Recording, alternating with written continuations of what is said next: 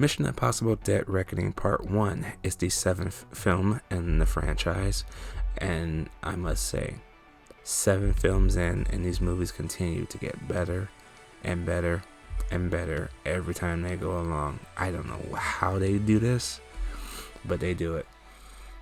The plot this time around, Ethan Hunt and his team goes up against a rogue AI known as the Entity. Also hunting down 2 halves of a key that could help stop the Entity. This Mission Impossible reminded me of the first Mission Impossible. This was more of the thinking Mission Impossible, okay? This was more story driven, I think I've ever seen since the first movie. They even brought back old dude from the first movie.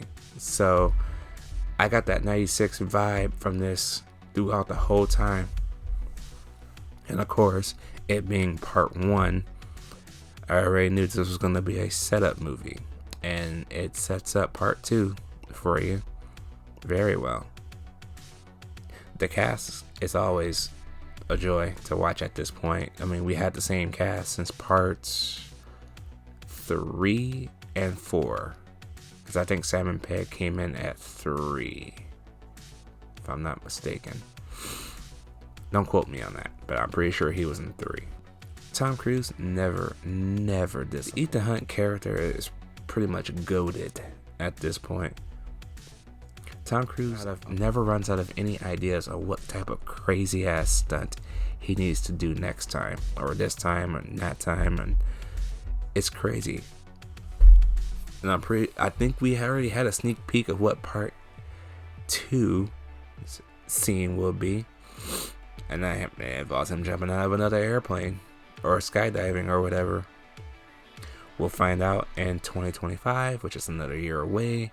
This was supposed to come out this summer, actually, in 2024. But this movie didn't do so hot in theaters, I think because it had Oppenheimer and Barbie to worry about, and it hurt its box office. So instead of making $1 billion like it should have had, I think it only barely made $600 million, which is disappointing because I don't ever want to see a Mission Impossible movie not succeed, okay? All Mission Impossible movies deserve to make money. This is the one franchise that stays consistently good and better each sequel. That is hard to fucking do. But Tom Cruise does it like nobody else ever does. It's crazy, dude. It's fucking crazy. The action in this movie is pretty good.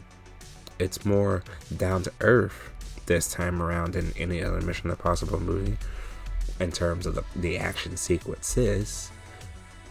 But I do love Simon Pegg's dual role in this movie, part of the team, but also as the Entity, because, you know, the Entity is smart and takes over his voice, and it really throws off Ethan Hunt and crew and sets up stuff that,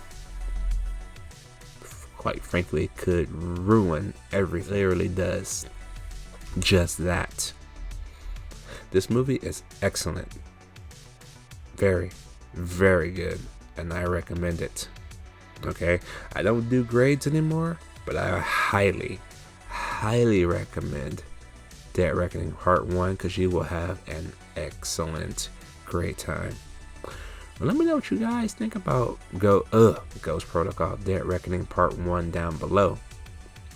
I will see you guys in the next one, and until then, bring on Mission Impossible 7 Part 2. Why don't we just call it Part 8?